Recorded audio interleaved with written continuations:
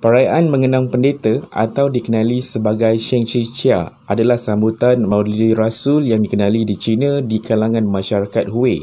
Roll it.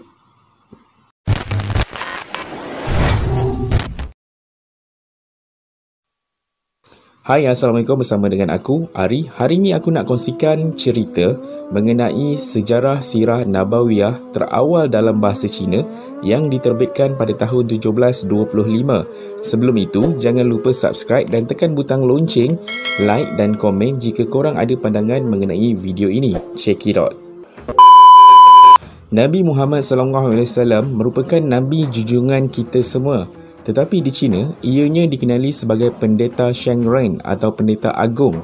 Ini kerana istilah Islam di China mempunyai keunikan tersendiri. Sekiranya Confucius dijunjung sebagai pendeta agung daripada rantau timur, maka Nabi Muhammad SAW ialah pendeta agung dari rantau barat. Untuk pengetahuan korang, konsep Nabi mahupun Rasul tidak wujud dalam falsafah China.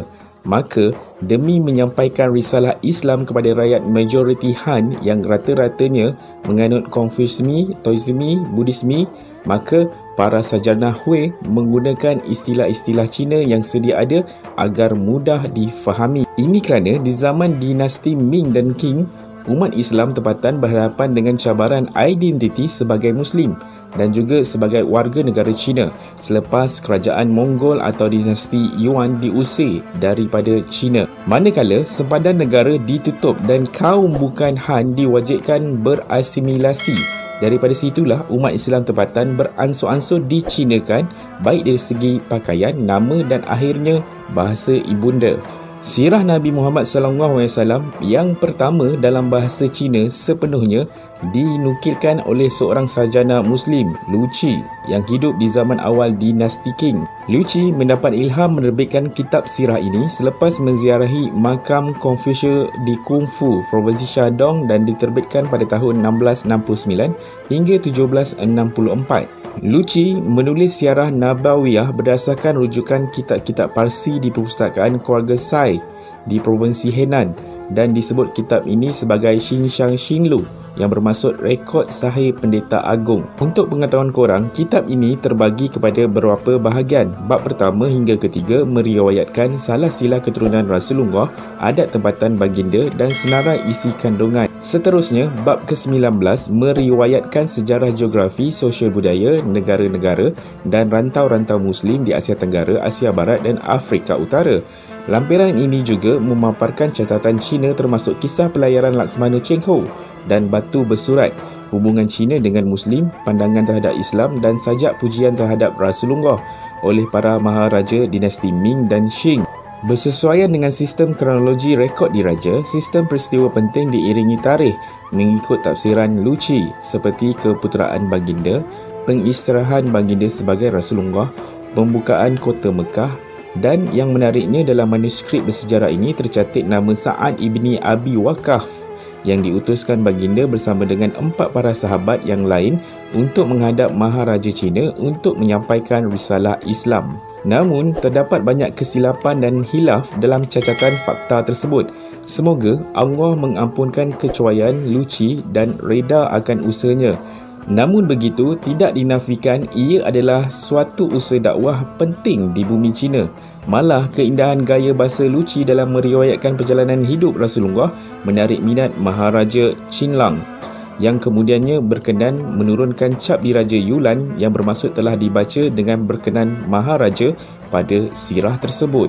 Di sebalik peristiwa berkenan diraja ini sebenarnya berlaku insiden Haifurun pada tahun 1782, di mana seorang Muslim bernama Haifurun dituduh memiliki buku-buku yang menghina Maharaja dan mengancam keselamatan negara oleh Governor Provinsi Guanjing bernama Zhu Jing hingga Haifurun dipenjarakan.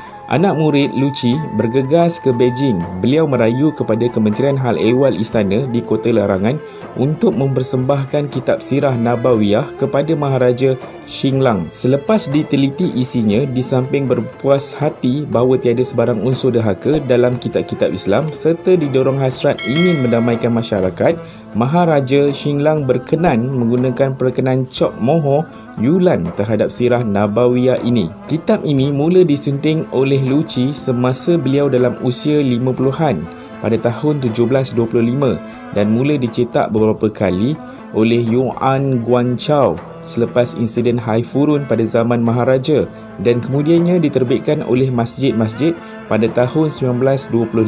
Setelah tertubuhnya Republik Rakyat Cina, kitab ini diterbitkan oleh Persatuan Islam Cina pada tahun 1984. Malah ianya turut diterjemahkan ke dalam bahasa Inggeris pada tahun 1921 oleh ahli kitab British bernama Isaac Manson pada tahun 1870 hingga 1939 dan diberi tajuk The Arabian Prophet, A Life of Muhammad from Chinese Sources dan diterbitkan oleh Shanghai Commercial Press. Sesungguhnya, kitab Tianfang Xinxiang Shilu merupakan satu kejayaan bagi umat Islam di China dalam memperkasakan jati diri agama dan bangsa di bumi China, di samping melengkapi kitab-kitab Islam berbahasa Cina lain.